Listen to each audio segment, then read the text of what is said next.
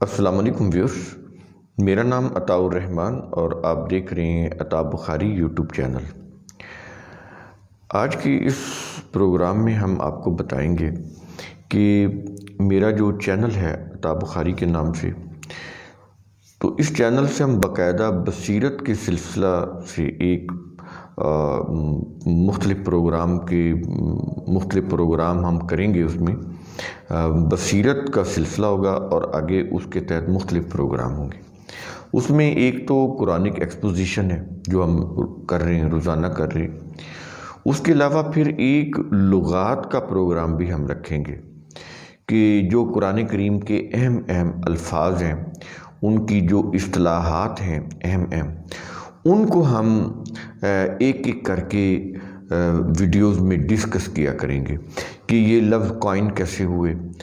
وہ لغات بھی ہو سکتی ہیں، ان کے وہ محاورے بھی ہو سکتے ہیں، میٹافرز، جو بھی ضرب المثل، ورب پرورب، اس طرح کی جو امپورٹنٹ جو الفاظ ہیں وہ ہم بتائیں گے کہ یہ کیسے کوائن ہوئے اور نزول قرآن کے دور میں ان کے کیا میننگ ہوتے تھے۔ ظاہر ہے کہ 100 سال بعد یا 200 سال بعد زبانیں جو ہیں وہ ان کے اندر تبدیلی آ جاتی ہے۔ تو عربی، قرآن کریم تو عربی میں ہے، لیکن یہ جو عربی مروجہ ہے کافی حد تک تبدیل ہو چکی ہے۔ تو ہم نزول قرآن کے دور کی جو لغات ہیں، ان کی جو میننگ ہے، اس دور کے حساب سے آپ کو بتائیں گے کہ قرآن کریم کے یہ جو الفاظ ہیں ان کی کیا میننگ تھے۔ ایک چیز ذہن میں رکھ لیں، نبی کریم صلی اللہ علیہ وسلم نے قرآن کی کوئی تفسیر نہیں کی۔ یہ جو کہہ رہے ہیں نا کہ یہ نبی کی تفسیر ہے، جیسے طبری نے لکھی ہے اور کہا کہ یہ میری نہیں، یہ تو نبی کی تفسیر ہے، رسول صلی اللہ علیہ وسلم کی تفسیر ہے، تو یہ بالکل صحیح نہیں ہے۔ قرآن نے جو بھی الفاظ کہے وہ سمجھ رہے تھے عرب کے اس کے کیا میننگ ہے، اس کی تفسیر کی ضرورت ہی نہیں تھی، وہ ان کی زبان میں آیا تھا تو وہ سمجھ رہے تھے کہ اس کی میننگ کیا، ان کو کسی تفسیر کی ضرورت نہیں تھی۔ اگر قرآن کریم کی تفسیر کرنے نبی کریم صلی اللہ علیہ وسلم بیٹھ جاتے تو 6 سال میں 82 جنگیں نہیں لڑ سکتے تھے۔ 13 سال کے اندر ایک ایسی مکی دور میں 13 سال کے اندر ایسی ایک جماعت نہیں تیار کر سکتے تھے جو بدر و احد جیسے دل دہلا دینے والی جنگوں میں ان کے ساتھ کھڑی ہو جاتی، جو دنیا کے اوپر فاتح بن کر ابھرتی، تو وہ تو تفسیروں میں لگے رہتے۔ قرآن کریم کے الفاظ کی تفسیر کی ان کو ضرورت نہیں تھی، قرآن جو کہہ رہا تھا وہ بالکل سمجھ رہے تھے۔ تو جنہوں نے بھی نبی کریم صلی اللہ علیہ وسلم کے اوپر ایمان نہیں وہ لے کر آئے، قرآن کو نہیں تسلیم کیا، تو انہوں نے ان کے الفاظ کو سوچ سمجھ کر انکار کیا۔ یہ نہیں کہ ان کو سمجھ نہیں آئی اور انہوں نے انکار کر دیا۔ ایسے جن صحابہ کرام نے دین کو قبول کیا، مشرف با اسلام ہوئے، وہ بھی قرآن کی تفسیروں کی روح سے قرآن کو سمجھ کر نہیں ہوئے۔ جو الفاظ نبی کریم صلی اللہ علیہ وسلم نے قرآن کے لوگوں کے سامنے پیش کیے، وہ ان کو سن کر ایمان لے کر آیا، ان کو سمجھ آ رہا تھا کہ یہ قرآن کیا کہہ رہا ہے۔ تو اس کے لیے تو قرآن کو کوئی تفسیر، قرآن کی کسی تفسیر کی ضرورت ہی نہیں تھی نبی کریم صلی اللہ، نہ نبی کریم صلی اللہ علیہ وسلم نے کوئی تفسیر کی۔ تو قرآن کریم اپنی تفسیر خود کرتا ہے، قرآن کریم اپنے الفاظ خود سمجھاتا ہے۔ جیسے ابھی ہم نے ویڈیو کیا، اس میں ہم نے دیکھا کہ فقراء کی کیسے بات سمجھا رہا ہے، ایک ایک لفظ کی قرآن کریم خود وضاحت کرتا ہے۔ یہ انسانی دماغ کے اوپر، انسانی قول و فعل کے اوپر نہیں چھوڑتا کہ وہ جیسے چاہیں کوئی بول کے تو اس کی تفسیر کر دے، بالکل نہیں۔ قرآن کریم اپنے الفاظ کی تشریح خود کرتا ہے۔ تو ایک بات تو یہ سمجھ لیں، اس میں ہم یہ بتائیں گے لغات میں کہ قرآن کریم کے الفاظ کیسے کوائن ہوئے، کن معنوں میں بولے جاتے تھے، تو یہ لغات کا ایک پروگرام ہوگا۔ اس کے علاوہ ہم تاریخ اسلام کے اوپر بھی پروگرام کریں گے۔ تاریخ اسلام پر میری کتاب عظمت رفتہ پاکستان میں چھپ چکی ہے اور اس کا 2nd ایڈیشن تصوف کے اضافے کے ساتھ انڈیا سے پرنٹ آؤٹ ہو چکا ہے، پبلش ہو چکا ہے، اس کا ISBN نمبر بھی جاری ہو چکا ہے۔ تو اس کے اوپر بھی ہم ایک اہم ٹاپکس جو ہیں اس کے اوپر ہم ویڈیو کریں گے تاکہ بات واضح ہو جائے۔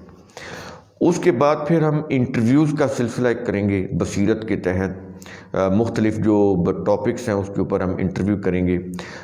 معاشرتی جو مسائل ہیں ان سے متعلق سوال و جواب کا ایک سلسلہ ہم کریں گے، یہ بھی اس میں آئے گا۔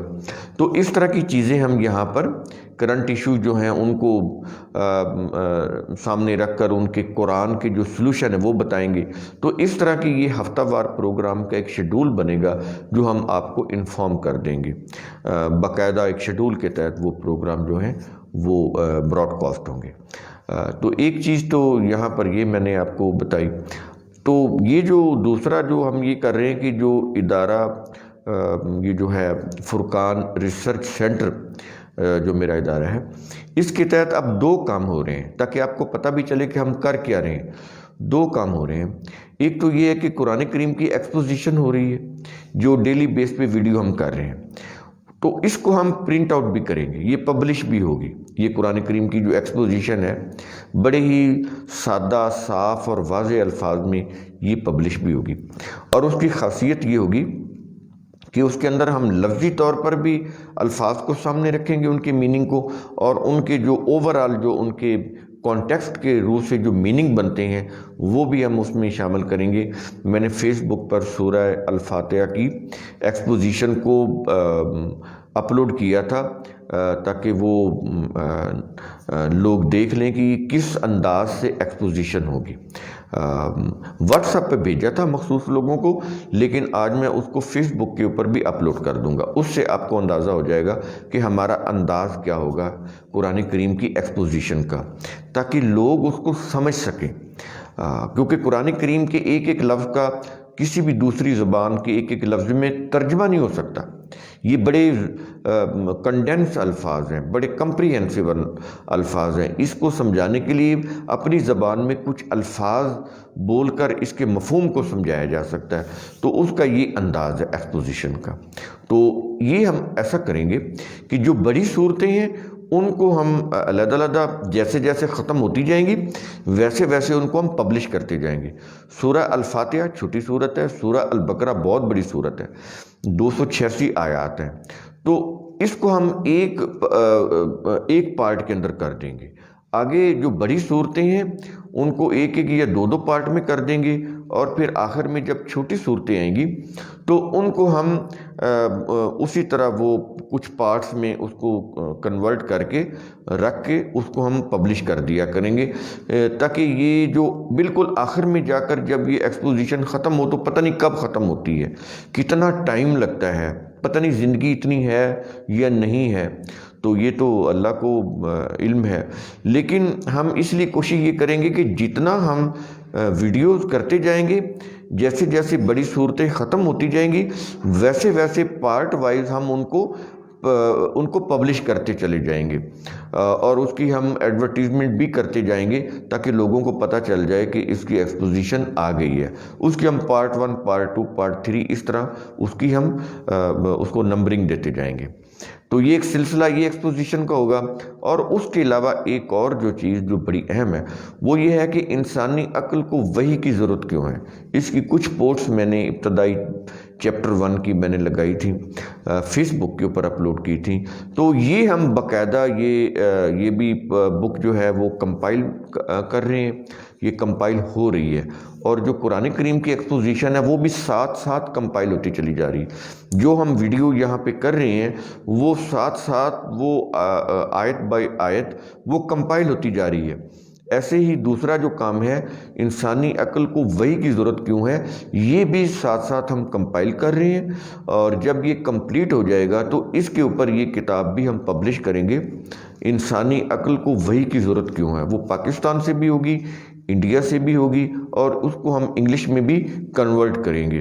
ایسے جو عظمت رفتہ ہے، یہ چونکہ باہر کافی لوگ اس کو پڑھتے ہیں اور مزید پڑھنا چاہتے ہیں، تو وہ ان کی ڈیمانڈ ہے کہ اس کو بھی انگلش میں لے کر آئیں، تو یہ بھی انگلش میں آئے گی، لیکن سٹیپ بائی سٹیپ، چونکہ میں ایک اکیلا آدمی ہوں تو جتنی میں ٹائم دے سکتا ہوں، جتنی ایفرٹس کر سکتا ہوں وہ میں کر رہا ہوں، تاکہ لوگوں تک بصیرت کو پہنچایا جائے، قرآن کریم کی بصیرت، علم کی بصیرت، تو یہ جب لوگوں تک پہنچے گی تو پتہ نہیں کتنے لوگوں کا فائدہ ہو سکتا ہے۔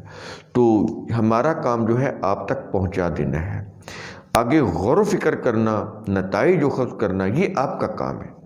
تو امید ہے آپ اس کام کو دیکھیں گے، سمجھیں گے، عقل و فکر کی روح سے سوچیں گے، جانچیں گے، پرکھیں گے، میں یہ نہیں کہتا کہ اس کے اوپر جیسے میں کہوں اس کو مان لو، نہیں، خود غور و فکر کریں، خود سوچیں، اگر دل مانتا ہے تو ٹھیک ہے۔